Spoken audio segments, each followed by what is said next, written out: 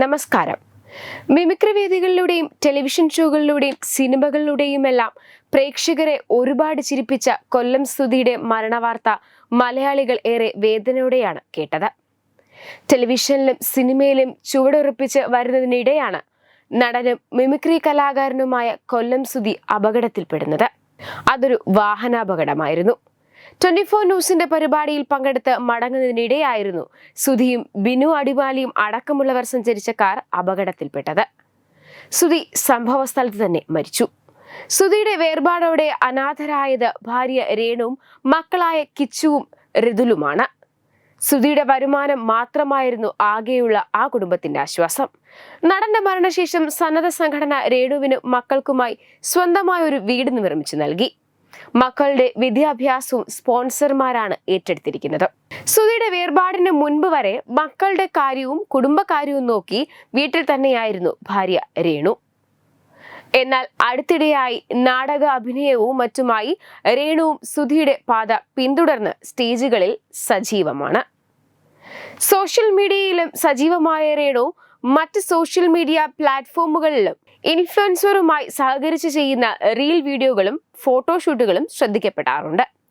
എന്നാൽ പലപ്പോഴും അഭിനന്ദനങ്ങളെക്കാൾ കൂടുതൽ വിമർശനമാണ് രേണുവിന് ലഭിക്കുന്നത്. പുരുഷന്മാർക്കൊപ്പം റൊമാൻറ്റിക് റീലും ഫോട്ടോഷൂട്ടും അടക്കം ചെയ്യുന്നു എന്നതിന്റെ പേരിലാണ് രേണുവിന് വിമർശനങ്ങൾ ലഭിക്കുന്നത്. ഭർത്താവ് മരിച്ചൊരു സ്ത്രീ മറ്റൊരു പുരുഷനൊപ്പം പ്രണയരംഗങ്ങളിൽ അഭിനയിക്കുന്നത് ശരിയല്ലെന്നാണ് സോഷ്യൽ മീഡിയയിലെ കണ്ടെത്തലുകൾ. ഒരു വിഭാഗത്തിന്റെ വിലയിരുത്തലും ഇങ്ങനെ തന്നെ. ഭർത്താവിനെ മറന്ന് ഫെയിമിന് വേണ്ടി രേണു എന്തും ചെയ്യാൻ തയ്യാറാണെന്ന് വിമർശനമുണ്ട്. ദാസേട്ടൻ കോഴിക്കോടിനൊപ്പമുള്ള രേണുവിന്റെ റൊമാൻറ്റിക് വീഡിയോ വൈറലായതിനു പിന്നാലെ സുധിയുടെ ഫോട്ടോ ഇൻസ്റ്റഗ്രാം DPയിൽ നിന്ന് നീക്കം ചെയ്യാൻ നിരന്തരം രേണുവിന് കമന്റുകൾ വരാറുണ്ടായിരുന്നു. ഇപ്പോഴിത് അത്തരത്തിലുള്ള കമന്റുകൾ ഇടുന്നവർക്ക് കുറിക്കുകൊള്ളുന്ന മറുപടി നൽകിയിരിക്കുകയാണ് രേണു. സുധിക്കുള്ള ഫോട്ടോ പങ്കുവെച്ചുകൊണ്ടായിരുന്നു രേണുവിന്റെ പോസ്റ്റ്.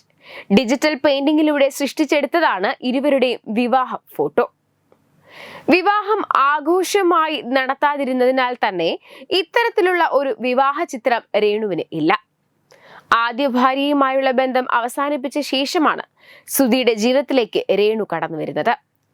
ഇരുവരും തമ്മിൽ 10 വയസ്സിന് മുകളിൽ പ്രായ വ്യത്യാസമുണ്ട്. സുധിയുമായി രേണുവിന്റെ ആദ്യ വിവാഹമായിരുന്നു. രേണുവിനെ സുധി വിവാഹം ചെയ്യുമ്പോൾ മൂത്ത മകൻ കിച്ചുവും വളരെ കുഞ്ഞായിരുന്നു. രേണുവാണ് കിച്ചുവിനെ വളർത്തിയത്.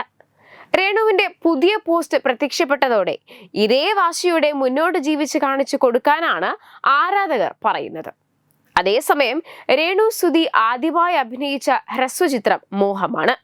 ഇതും കൊല്ലം സുധിയുടെ വിയോഗത്തിന് പിന്നാലെയാണ് റിലീസായത്. ഈ ഹ്രസ്വചിത്രത്തിനും നിരവധി മോശമായ കമന്റുകൾ ഉണ്ടായിരുന്നു. ചുരുക്കി പറഞ്ഞാൽ കുറച്ച് ദിവസങ്ങളായി സോഷ്യൽ മീഡിയയിൽ ചർച്ചയാകുന്നതും ഈ രേണു സുധി തന്നെയാണ്.